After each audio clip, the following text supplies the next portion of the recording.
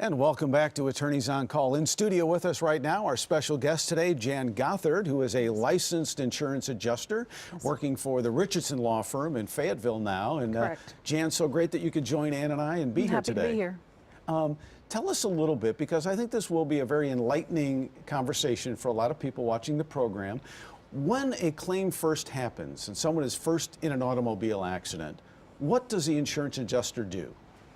Well, obviously, the person that's in the accident needs to call their insurance company and report it. That's important. Okay. It's in the contract of the policy. Okay. And when you report the claim to your insurance company, they're going to ask you a lot of questions because the adjuster needs to know your identity, where your vehicle is located. That's important.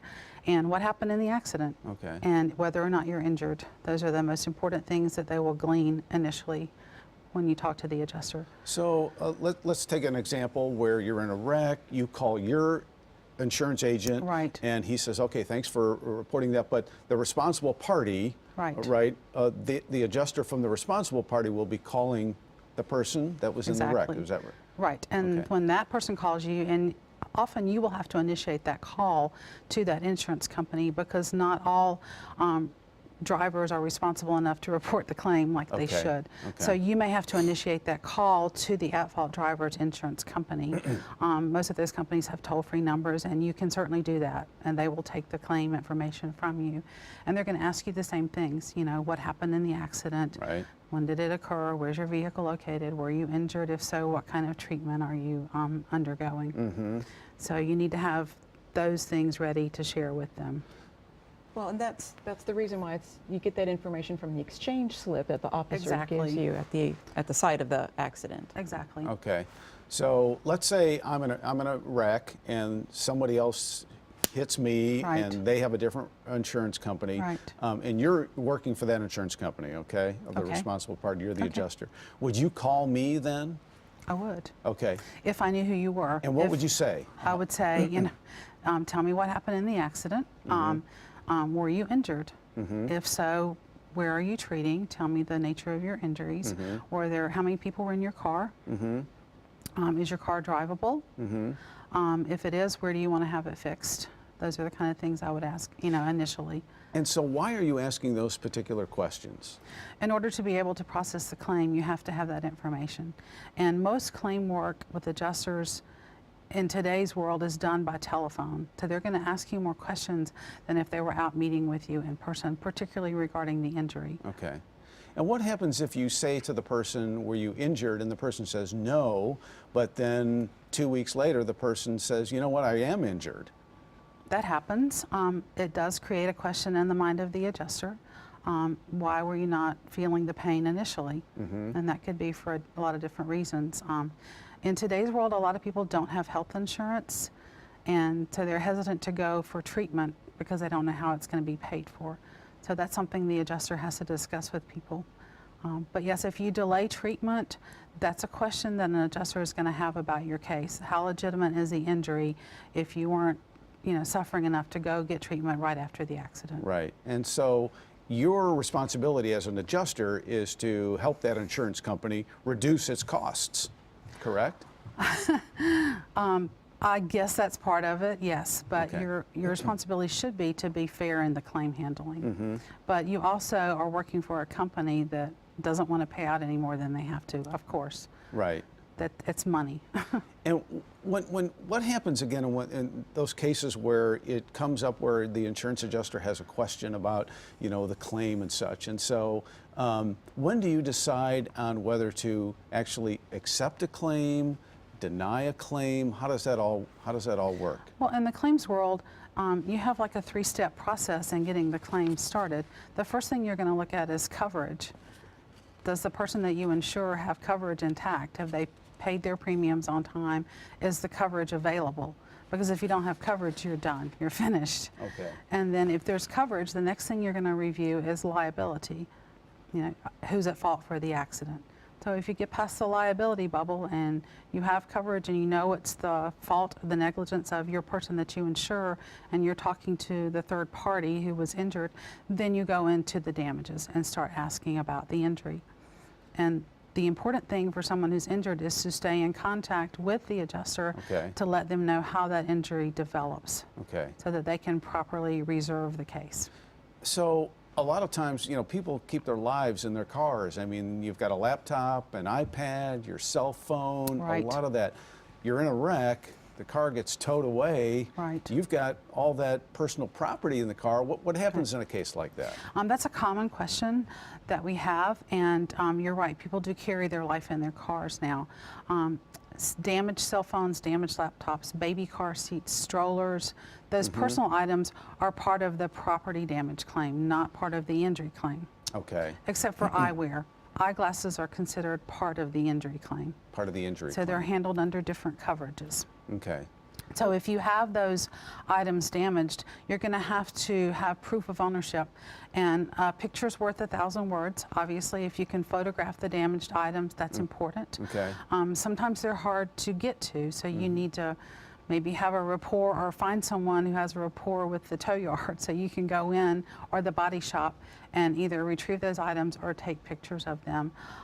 It's important to keep receipts for high dollar items, so that you can prove that you did own them, so that they can be reviewed as part of the property claim. How does the adjuster determine the value of those pieces of property?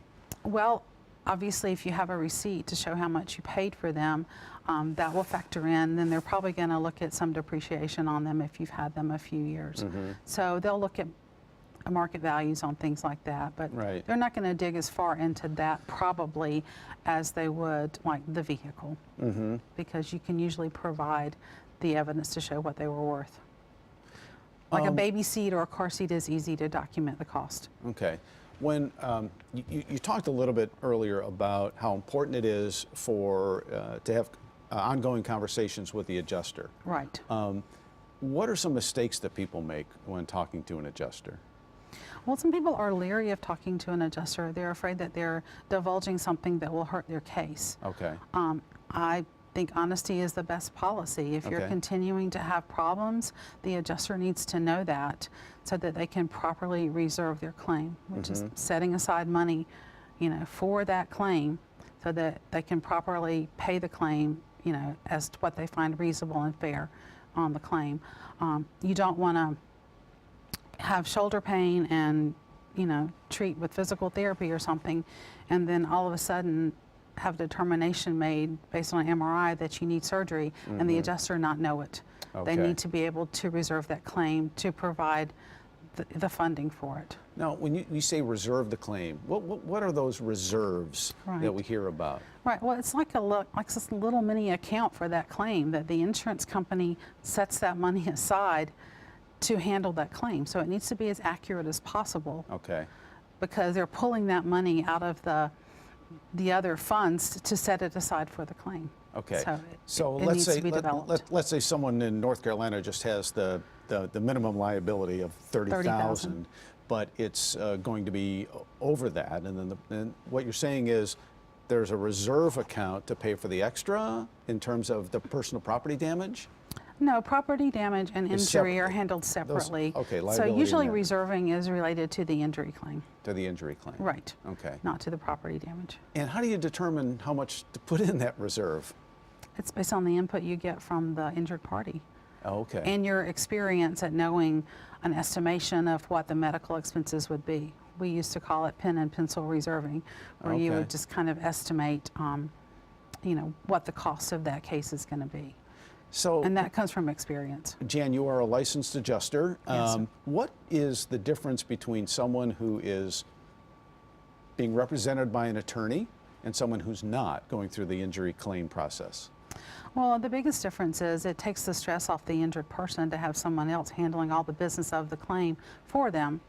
And, ideally that's someone experienced and knowledgeable in searching out all of the resources that would be available to and it's usually an injury matter that an attorney is going to handle.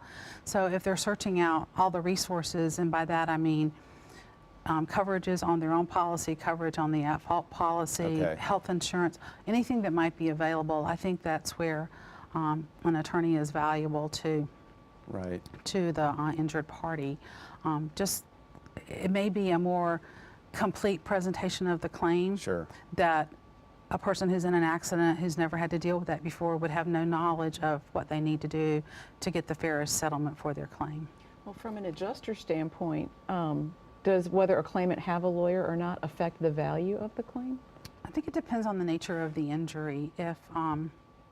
If you have a fairly minor accident and you just go to the emergency room one time, I don't think that claim's going to be viewed any differently by an adjuster if you have an attorney or if you don't have an attorney. If you have a more complex injury, I think the adjuster is going to look at it differently if the attorney is putting the package together and submitting the evidence in an organized, complete fashion versus what they might do without an attorney involved. So I think it makes a difference. When you're working on a claim like this, are you calling police officers, other witnesses? Absolutely. You are, okay. Absolutely. Okay, so the attending officer at the scene, you're getting information from him or her, and If necessary, yes. okay. But those are resources that are used daily in adjusting, right? And I'm sure you see this in your practice, taking, as Jan said, taking stress off people. In your experience, why is it important really to hire an attorney when you're going through a serious injury claim? Absolutely. Well, yeah, taking that off their plate, and they can focus on getting the medical treatment they need and healing and getting back to their lives and finding all of the appropriate resources that are available for that person's claim. You know, coverages, getting, maximizing the recovery to get the injured person the resources that they need. Right. You know, I've been in that situation talking to an insurance adjuster when I was injured, not really injured, but was in a wreck, and it's a little bit. It's kind of nerve-wracking a little bit because you're not sure if you're saying the right things or if you're giving all the information, especially if you've just been in the wreck less than 24 hours ago. So I would think in those cases, having an attorney to really sort through that, to take that anxiety away from the individual would be huge. Definitely. And the other difference, when you're dealing directly with the adjuster, you're talking on the phone most of the time. Whereas if you have a body that you can meet with to explain things to you in the law office, you're probably going to be calmed down, like you're saying. It's going to be, a little easier to handle.